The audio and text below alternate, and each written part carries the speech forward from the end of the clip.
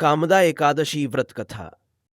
प्राचीन काल में भोला स्वामी नामक राजा के राज्य में नागलोक सर्पों की नगरी में अनेक गंधर्व, किन्नर और अप्सराएं निवास करती थीं। उसी राज्य में ललित नामक गंधर्व अपनी पत्नी ललिता के साथ रहता था। दोनों एक दूसरे से अत्यंत प्रेम करते थे। एक दिन राजा के दरबार में गंधर्वों का गायन वादन चल रहा था। ललित भी वहां उपस्थित था, लेकिन उसका मन अपनी पत्नी ललिता में ही लगा था। इस कारण वह सही तरीके से गान नहीं कर सका। यह देखकर राजा को अत्यंत क्रोध आया। उसने गंधर्व को शाप दे दिया कि वह राक्षस बन जाए।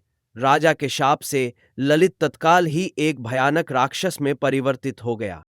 राक्षस बनने के बाद ललित इधर उधर भटकने लगा और उसकी पत्नी ललिता अत्यंत दुखी हो गई।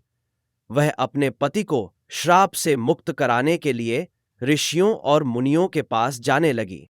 गंधर्व का श्रापित होना। घूमते घूमते ललिता विंध्याचल पर्वत पर पहुंची, जहां श्रृंगी ऋषि का आश्रम था।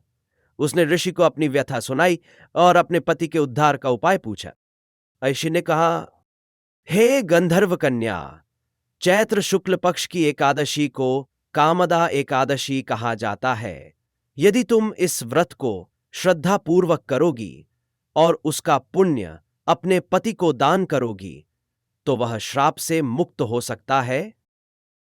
ऋषि के कहे अनुसार ललिता ने विधिपूर्वक कामदा एकादशी का व्रत किया। जब द्वादशी के दिन उसने इस व्रत का पुण्य अपने पति को समर्पित किया तो उसका प्रभाव तुरंत हुआ। ललित का राक्षस रूप समाप्त हो गया और वह पुनः अपने गंधर्व स्वरूप में लौट आया। इस कथा से यह सिद्ध होता है कि कामदा एकादशी व्रत पापों का नाश करता है, पति पत्नी के प्रेम को अटूट बनाता है और समस्त मनोकामनाओं को पूर्ण करता है।